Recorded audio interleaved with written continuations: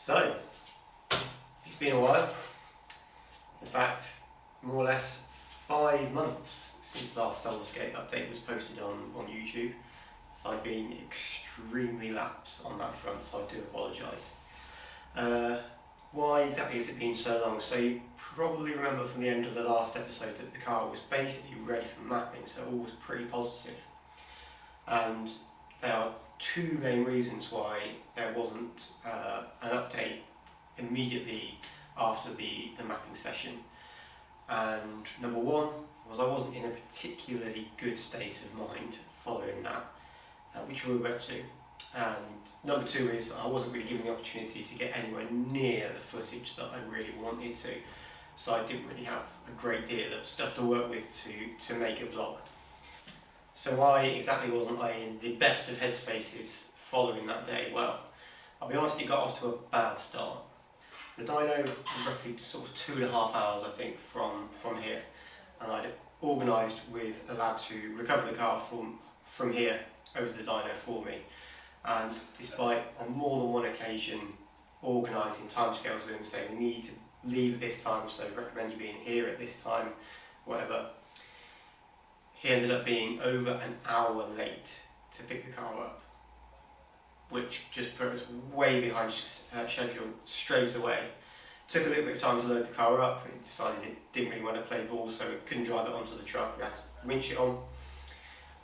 Then he had to stop for fuel on the way, which put us even further behind schedule, although it did give me a bit of an opportunity to do a little bit of filming in the petrol station. And then inevitably we hit a little bit of traffic. So we got to Jesse, got to the dyno far later than anticipated. Obviously I was paying for the dyno time regardless of whether I was there or not, so that was money coming out of my pocket for nothing. So yeah, not a great start. And that obviously did not help the situation at all, but the whole session, the whole few hours whilst we were there, just felt incredibly rushed. The actual session got off to a bad start because the car was misfiring badly, and we spent a great deal of time trying to trace that fault with the plugs and the injectors and the leads. Turned out, I suggested, might be a fuel pressure issue. The fuel pressure regulator had never been touched since it was fitted. Gauge looked pretty low. It was kind of a little bit poo-pooed, but we wound it up, got to a nice 3 bar, and guess what? Issue was solved. So we spent an awful lot of time doing stuff for nothing on that front. Once we actually got into the dyno session, it wasn't too bad really. A couple of issues which I will get onto, but the car ran really well, sounded great, pulled well, and made some really solid power actually.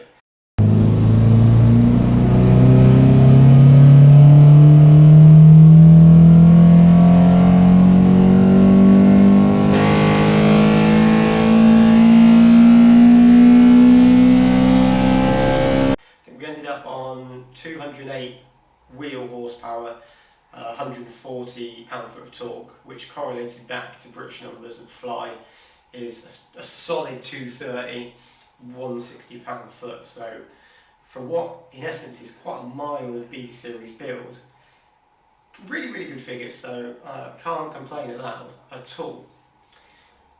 So it was all over and done with really quickly really, and car went back onto the truck and we started going home. On the journey back, it transpired that the truck that my car was on wasn't even fit for purpose, but you know, I can't be bothered going into that. It's water under the bridge. So the whole day that I felt like I'd been building up to for probably the best part of 2 years or more really didn't deliver. It was all quite disappointing and frustrating from start to finish.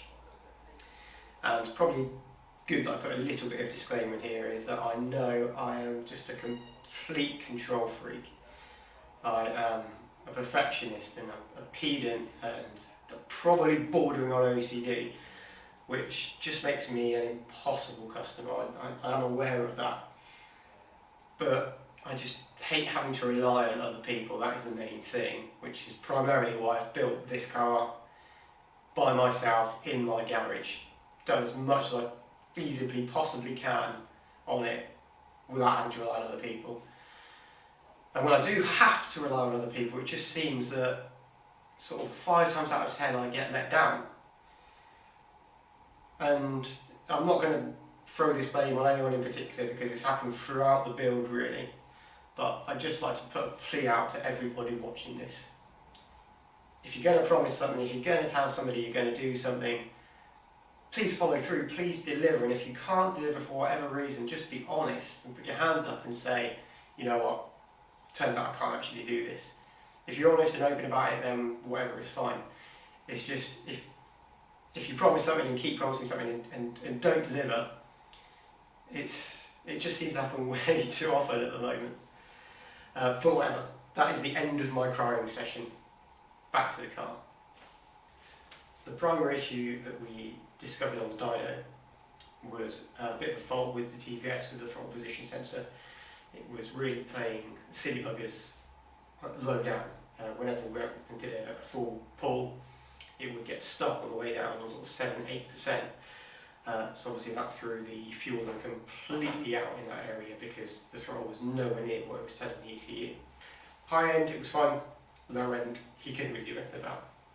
So when I got the car back, this was the first thing I needed to look at. In the end, quite an easy fix. Turns out the TPS was mounted back to front, which is quite funny because when I wired it up, I did it by the book and it turned out it was reading incorrectly. So I swapped the polarity on the wires. What I really should have done is swap the sensor around itself. There you go, easily overlooked.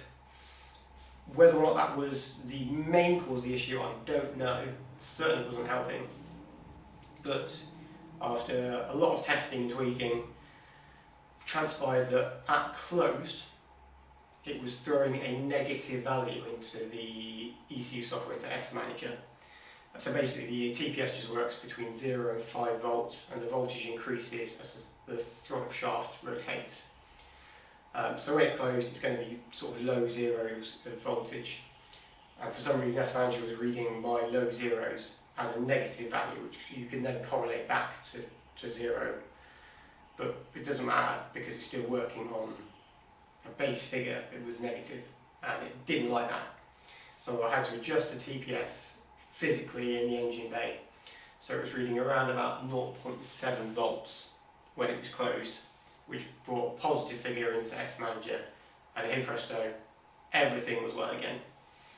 So a little bit of a kind of characteristic of the ECU software, I think, more than anything else. And I'm a little bit surprised that somebody who works with that software day in, day out wasn't aware of that. I can't be the only person who's kind of suffered that kind of issue.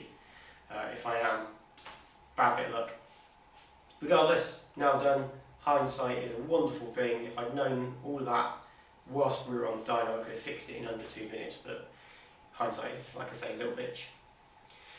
So that was sorted and the car was drivable, so I thought I'd book an MOT.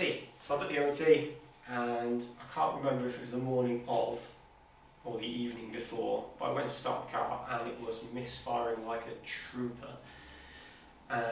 So I cancelled the MOT. Turned out it had found a plug. It was running on Iridium, NGK Iridium 8s.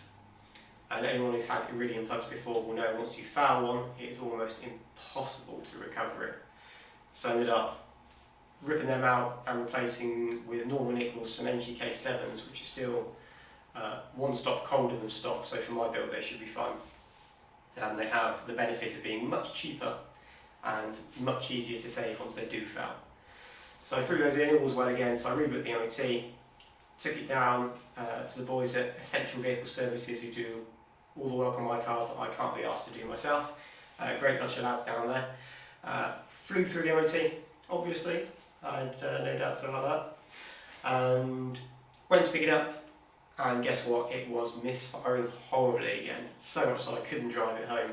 So I had to do an emergency plug change in the car park of the garage because the garage was shut by that point. I was bored of this plug fouling issue already, having done it twice. So I had to look exactly why I was doing it, and mainly on cold start it was really, really badly overfueling. So I managed to get myself into the software and take a load of fuel out of the cold start map, and fingers crossed, since then it's been fine. So that was that sorted, MOT'd, car was drivable there or thereabouts.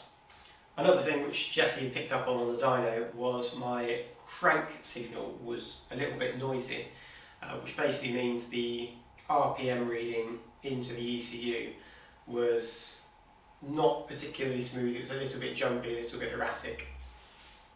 And my initial thoughts on that potentially could have been poor shielding of the distributor wires in the engine bay loom, because the crank signal comes out of the distributor, not from the crank on a B series, so don't ask. But when I put the engine loom together, I don't remember paying too much attention to the shielding on that, so I figured that might have been the cause of the interference. So I stripped out the engine loom, stripped it all back down, ran all new cables for the Dizzy with some new shielding, properly earthed, loomed it all back up again and chucked it back in. Whether it made a difference or not is probably questionable. I don't really know. It certainly didn't do anything negative, so it's as good as it was before, if not a little bit better. If it continues to be an issue, and really personally I'm not sure how detrimental it is being to the overall map, I don't know. But if it's picked up again and continues to be a problem, I will go in and do the same thing to the interior section of the loom where the Dizzy wires go into the car and around to the ECU. If that doesn't work, there's a few bits and pieces I can change in the Dizzy itself. And if that still doesn't work, I'll probably just bin it all and go to a coil and plug setup with a trigger wheel on the crank, which overrides all of it, so that will definitely work. As said, I felt there was a few things overlooked right at the start of the dyno session in just going through and making sure the engine was sound. And the glaringly obvious one for me was there was no attempt to balance the throttle bodies at all. The reason this needs to be done on a single throttle body setup, absolutely fine, you get a big lump of air that comes through and kind of evens itself out across the cylinders. Because mine has a throttle body on each cylinder, you need to make sure that each one of those is dragging in the same amount of air. Because if each cylinder is getting different amounts of air, it can massively affect the fueling between the cylinders. So one could be running especially lean, one could be running especially rich.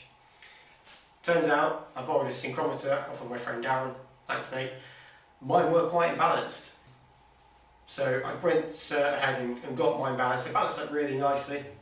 Bit of a funny story whilst I was doing that, because I'd had the loom in and out of the engine bay, I'd forgotten to plug the fans in, so it started overheating and hissing at me as I was leaning over. Went and turned it off a bit quick, just as there was a little coolant river dribbling down the drive. Great success. Plugged the fans in, it was fine again. But yeah, balanced up lovely, and that was a job jobbed.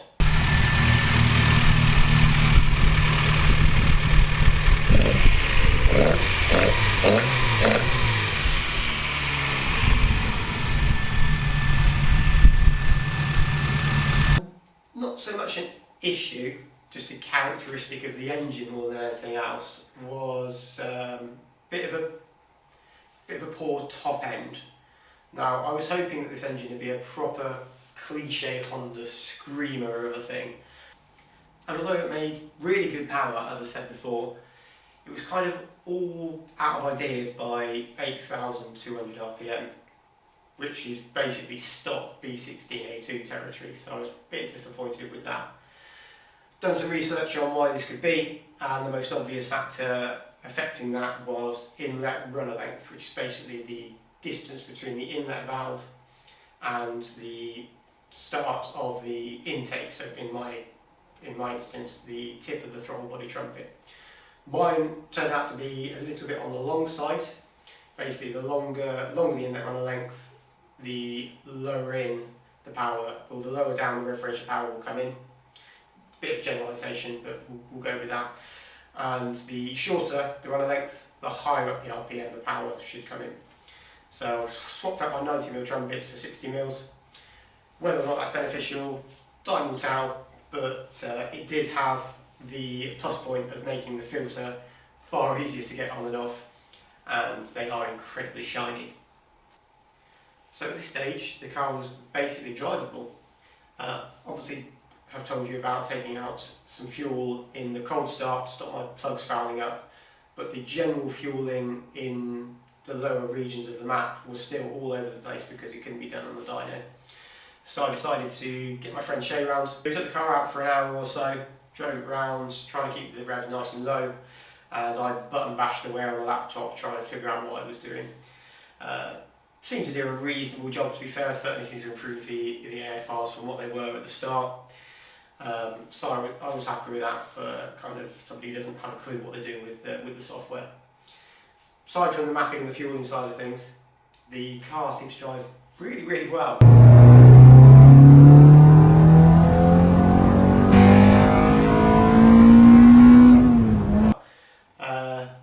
Having not driven it for quite some time now, one of my vivid memories previously, prior to the cage, was how noisy the hardtop was. It would just squeak and creak all the time as the car basically twisted around the axis and moved around on the hardtop. With the cage in, that noise is basically non-existent. So obviously all that scaffolding inside is doing a great job of improving the torsional rigidity of the chassis. So that should make a massive difference when it eventually hits the tracks. That was great. And just overall the car felt solid. Really, really, really solid. So pretty positive experience that little drive there. Up to now, all of that bit of work was kind of done between mid-January and early February. From early February onwards, I seem to have a massive lack of motivation to do anything with it. Obviously, this is when the whole COVID-19 kind of started kicking in, and that definitely had a contributing factor to my lack of motivation. Obviously, all non-essential travel stopped completely, so I saw no reason that I should be working on the car that I couldn't actually drive, even though now it was more or less drivable. So I didn't really do too much at all, to be fair. I kind of just forgot about it, and nothing really happened. I did manage to scrape back some motivation through the form of cardboard aided design, which is one of my favourite activities, and I haven't done any of this for quite some time with the car. And I decided it was about time I started messing around and creating some sort of little aero package for it. So first thing that I got involved with was making the boot spoiler.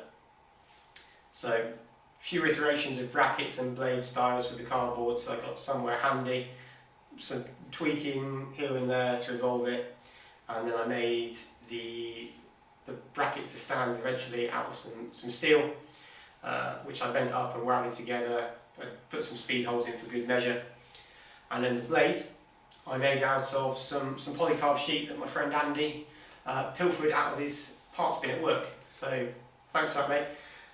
Wasn't the first choice of material, I'll be honest, but in the end, actually, I think it's turned out really, really well.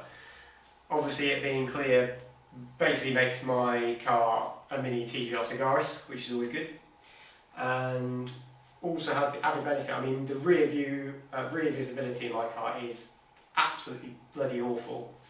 The mirrors, although they look cool and they're a lot of work to fit, don't really show you all too much behind you. And with the cage and everything inside, view out the back is not great. So putting a massive spoiler halfway through that view wouldn't have been the best idea. So making it see-through is obviously a bonus, so massively practical now. With that more or less buttoned up, I moved on to the side skirts, which is something else I've been meaning to do for ages. I knew exactly what style I wanted, and I actually emailed a company, BYC, quite some time ago to see if they could make me some. They never replied. I thought I'd just have a crack myself. So yeah, the BYC makes sort of box style skirts, as do TPI in the States. I did a bit of cardboard mock-ups to get the dimensions right, and then I got Cyrus Sister Fabrications to bend up some 2mm alley for me, and which I then profiled to the car using the old skirts as a bit of a guide, and then made way too many brackets. They are hideously over-engineered, but made some brackets out of some steel, speed-holed them, welded them to the car, threw some paint on them, and bolted everything up, just making some blanking plates for the back and the front that run into the arch liners and stuff. All in all, wasn't too much time invested in those, to be fair. I think they look great, and had the added benefit of being way cheaper than buying direct from BYC or CPI. So that is a great success. I've ordered up some splitter stands to make the under tray, just waiting for those to arrive from the States, and then I can set about getting the plywood out and making the under tray, and then the aero package will be pretty much sorted. Oh, and another bit of CAD that I obviously overlooked is sat right behind me now, making up a little rear diffuser to sit underneath the rear bumper. Still needs a little bit of adaptation, obviously making out something a bit stronger than corrugated cardboard before it finds its way onto the car, but that is a job for another day. A few other little bits and pieces on the bodywork from then on. I finally got around to refurbishing the boot lid, which has been hideous throughout my ownership. It was actually crap when I bought it. I tried to refurb it once before, probably would have come up pretty nicely, but I didn't lacquer it for months after I'd flattened it all back.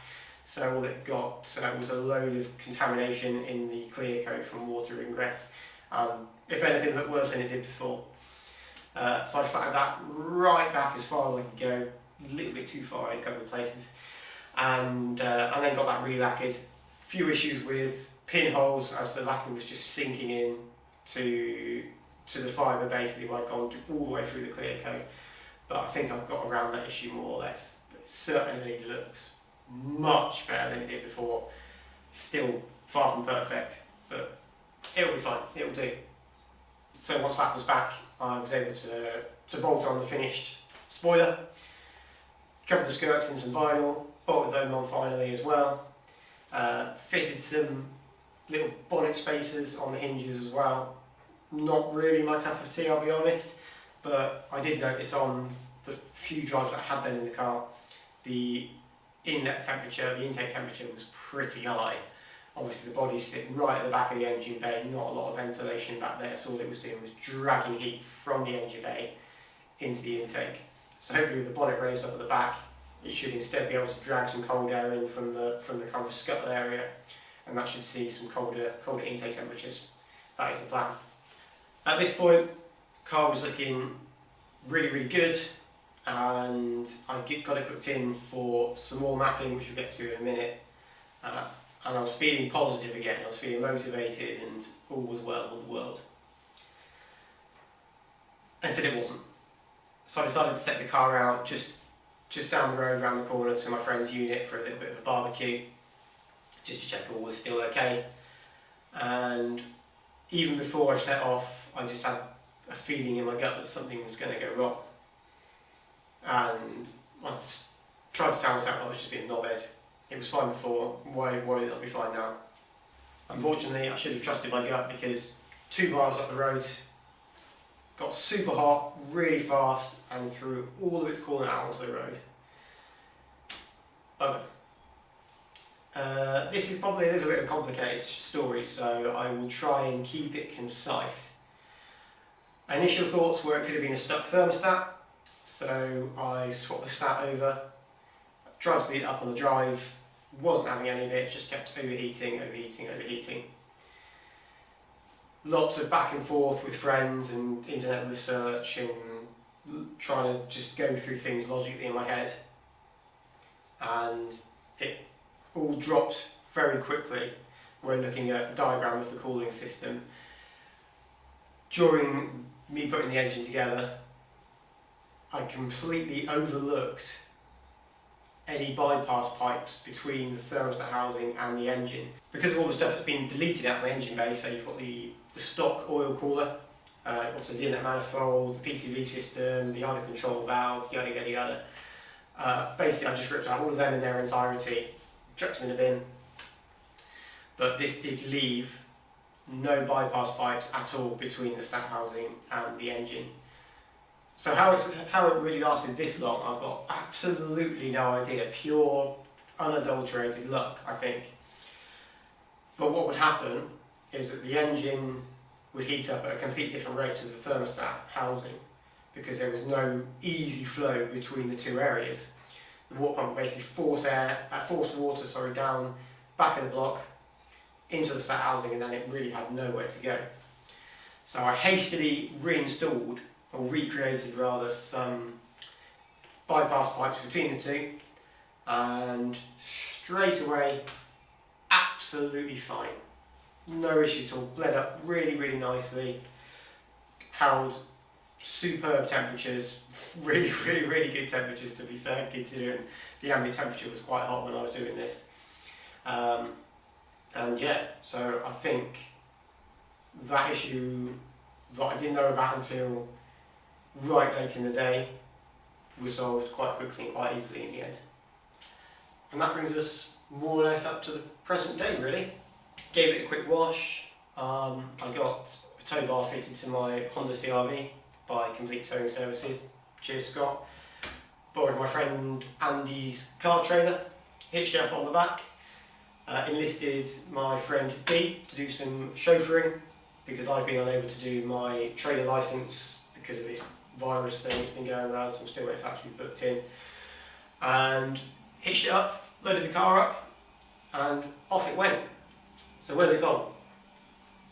Well, it is in the hopefully extremely safe hands of Northampton Motorsport currently, and they are going to do a full chassis setup on it, full alignment setup, corner weighting and everything. They're going to give it a good once over. I've highlighted a couple of little issues which I want to have a quick look at, and then once they're happy with everything, it's going to go on their dyno and get the mapping absolutely nailed. So yeah, it's not going back to Jesse, and I don't want to hold anything against him really. He was extremely helpful up until the dyno session with emails back and forward and stuff. So the main reason it is going to Northampton Motorsport is because I do not want to waste any more dyno time because of little issues that I then need to come back here and get sorted. If anything goes wrong at Northampton Motorsport, then I'm sure they are more than capable of dealing with it. So then I can leave it with them, and if anything goes wrong, they can sort it and it will just be done. So yeah, hopefully when I do get it back in a week or so's time, it will be entirely good to go. Hopefully. I'm not letting myself get too excited about it because I've felt in this position before at several stages throughout the build, and then something's happened and it's just continued to drag on and on. So it's not over till the fat lady sings, as they say.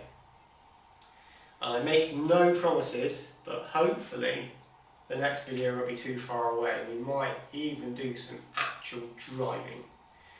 So please, cross your bloody fingers for me, and I will see you on that one.